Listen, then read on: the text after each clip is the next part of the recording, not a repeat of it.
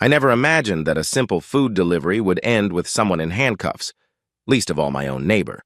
But that's exactly how it happened when Sheila Watkins, the self-proclaimed queen of our neighborhood HOA, decided my takeout habits were a direct violation of community standards.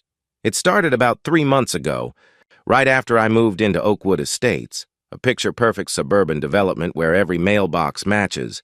Every lawn is trimmed to exactly 3 inches, and every homeowner is expected to smile and nod like Stepford citizens. I work from home as a software developer, which means I rely on delivery far more than I'd like to admit.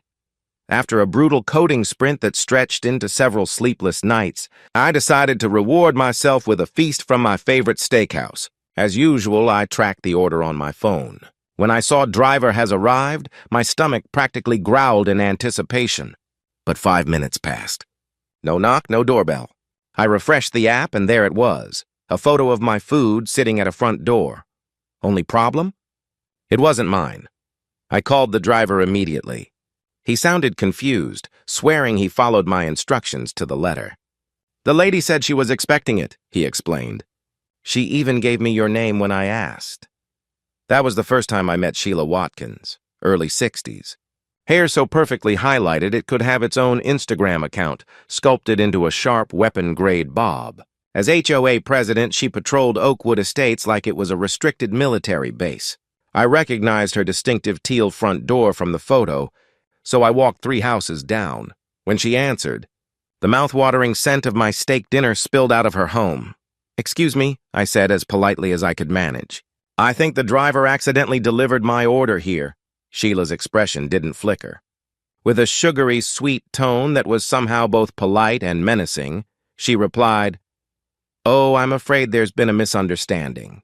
The HOA has a strict policy against food deliveries after 6 p.m. on weekdays. It's outlined clearly in Section 12.3 of the Community Guidelines."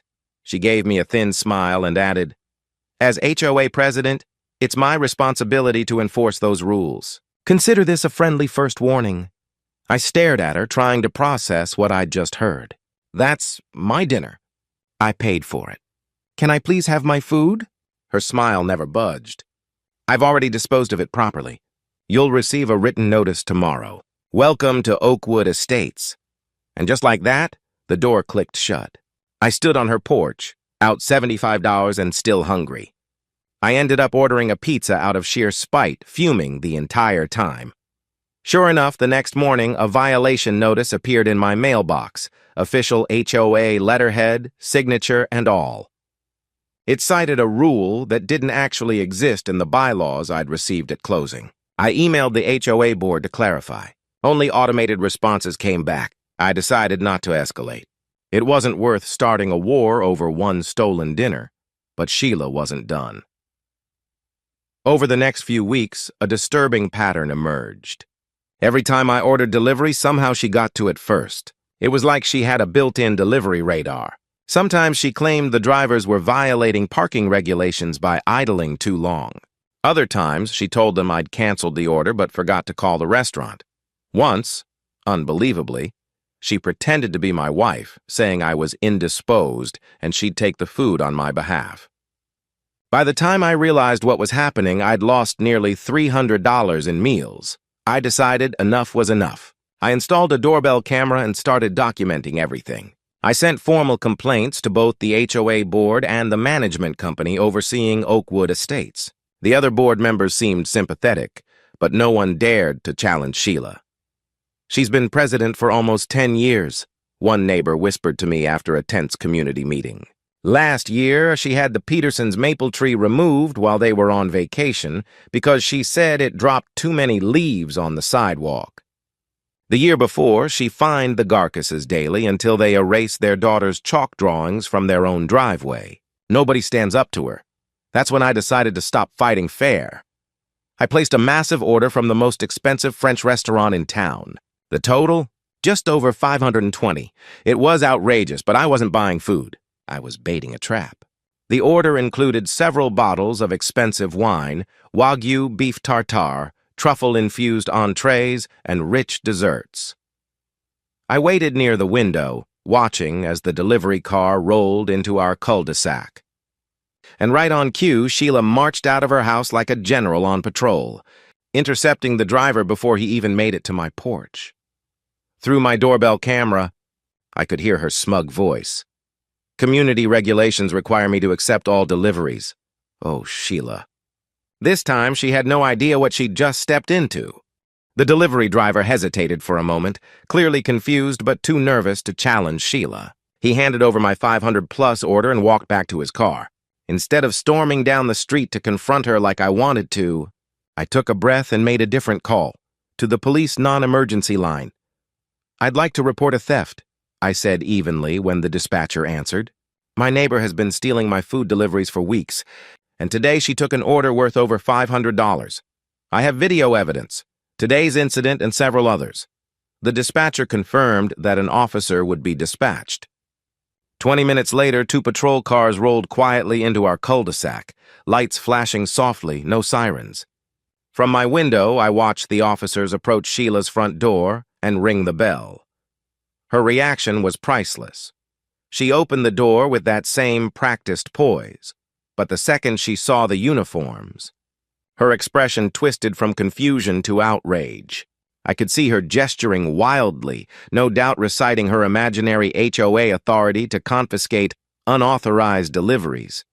One of the officers eventually turned and walked toward my house. "Sir," he began, trying to sound neutral, "your neighbor claims she was acting in her capacity as HOA president by confiscating deliveries that violate community guidelines."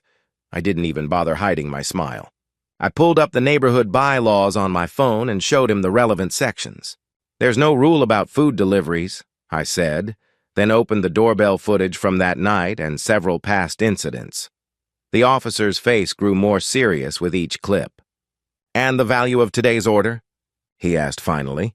$523.47, I replied, holding up the digital receipt. "Includes an $80 Bordeaux and a $100 Wagyu steak," he nodded. "Wait here, please." I watched from the edge of my driveway as he rejoined his partner and Sheila. Their conversation grew more heated. Sheila's gestures turned frantic. And then, to my astonishment, one of the officers reached for his handcuffs while the other read her rights. I couldn't hear the words, but I didn't need to.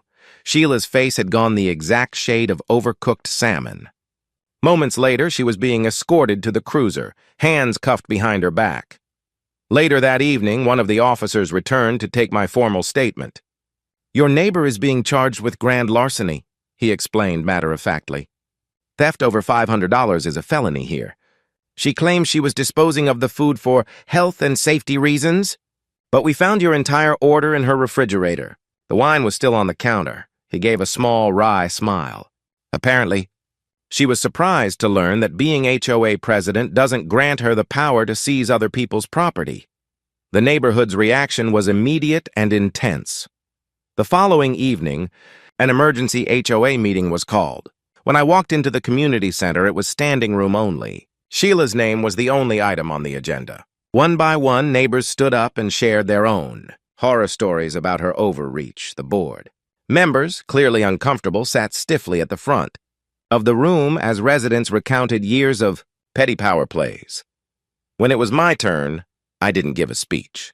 I just pressed play on a compilation from my doorbell camera, Sheila intercepting deliveries at all hours. Sometimes in her bathrobe, sometimes in gardening gloves, sometimes with her phone glued to her ear like she was on official business. The footage spoke louder than any words could. The board voted unanimously to remove her from her position that night. Howard, the vice president, a soft-spoken retired accountant, announced they'd be launching a full audit of HOA finances for the past 3 years. "We've also received notice that Ms. Watkins has been released on bail," he told the crowd. "But she's facing felony charges and substantial legal costs." 2 days later, I was working at my desk when there was a knock at the door. I opened it to find Sheila, except not the Sheila I knew. Gone was the iron-fisted neighborhood tyrant with perfect hair. Her highlighted bob hung limp. Her makeup was barely there. She clutched a designer purse like it were a lifeline. "My attorney says I need to make restitution," she said softly. Her voice was fragile, frayed around the edges. She thrust a thick envelope toward me. "This covers everything you lost." plus interest. I took the envelope without opening it. Thank you, I said simply. She lingered, eyes glassy and uncertain. Maybe she expected forgiveness. Maybe she thought I'd agree to drop the charges. Instead, I asked the only question that mattered. Was it worth it? All that effort, all that control, over something so small? Her mask cracked. You don't understand, she hissed, her voice shaking with a mix of anger and fear. I've given everything to maintain standards in this community, everything, and now I might lose my real estate license over this. This misunderstanding. Her eyes filled with tears. Do you have any idea what a criminal record will do to my career? My reputation? For the first time, Sheila Watkins wasn't a tyrant. She was just a woman who'd finally run into a wall she couldn't bulldoze through. That wasn't my intention, I told her honestly. I just wanted to eat my dinner in peace. She opened her mouth to say something, but a familiar sound cut through the silence, the cheerful chime of my phone. I glanced at the screen and smiled. Excuse me, I said. That's my lunch delivery. And this time, I paused deliberately. I think it'll actually make it to my door.